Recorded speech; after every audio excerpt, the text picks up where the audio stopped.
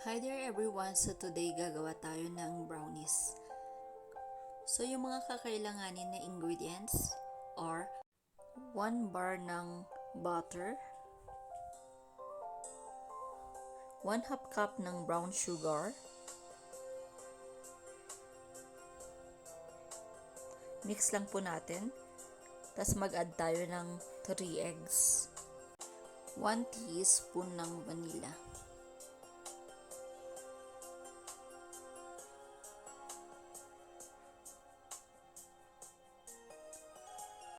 Add tayo na 1/4 teaspoon ng salt, 1 cup melted chocolate, 1 cup all-purpose flour, 1/2 cup ng cocoa powder. Imimix lang po natin.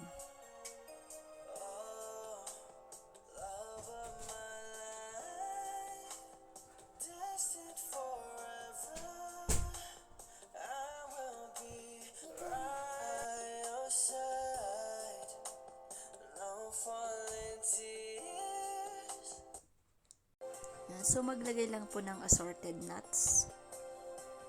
Tapos ibibake natin ito at 180 degrees Celsius for 30 minutes. Thank you guys and see you on my next video.